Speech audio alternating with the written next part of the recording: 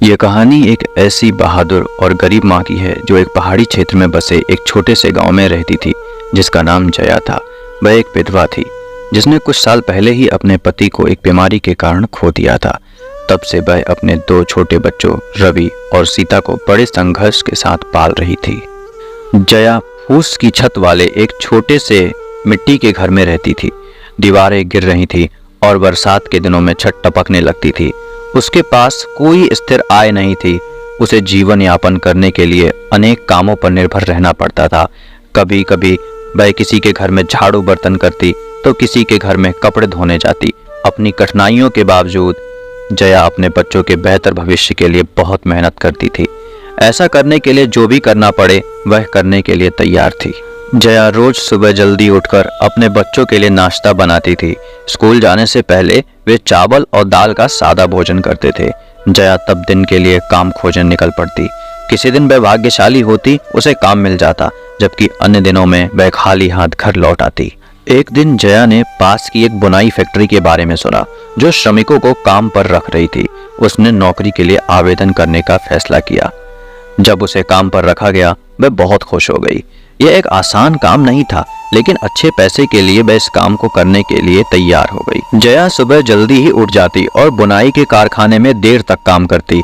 वह थकी हारी घर आती थी, लेकिन अपने परिवार की जरूरतों को पूरा करने वाली नौकरी पाकर खुश थी। जया ने एक एक पैसा बचाया और एक दिन अपने बच्चों के बेहतर जीवन देने में समक्ष होने का सपना देखा। एक दिन कोविड-19 के चलते लॉकडाउन लगने की वजह से बुनाई का कारखाना बंद हो गया और जया नौकरी से बाहर हो गई। लेकिन वह जानती थी उसे अपने बच्चों के खातिर लड़ते रहना होगा। जया ने एक बार फिर से काम की तलाश की, लेकिन छोटे से गांव में नौकरियां कम थीं। उसने गांव छोड़कर काम की तलाश में शहर जाने के बारे में सोचा। यह एक कठिन निर्णय था। जया के पास जो कुछ भी थोड़ा बहुत सामान था वह उसको बेचकर अपने बच्चों के साथ शहर की तरफ रवाना हो गई। जब वह शहर पहुंची तो शहर की भीड़ भाड़ चकाचौंध देखकर बहुत घबरा गई, क्योंकि वह गांव में रहने वाली एक सीधी महिला थी। उसने कभी भी शहर नहीं देखा था। जया और उसके बच्चों को एक भीड़ भाड़ वाली झुग्गी झोपड़ी में एक छोटा सा कमरा किराए पर मिल गया था।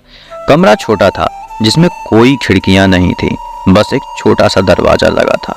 जया बाहर काम की तलाश में निकली, लेकिन ये उसकी सोच से कहीं अधिक कठिन काम था। जया के पास कोई कौशल या योग्यता नहीं थी और उसे काम खोजने के लिए संघर्ष करना पड़ा। दिन हफ्तों में बदल गए और हफ्ते महीनों में बदल गए।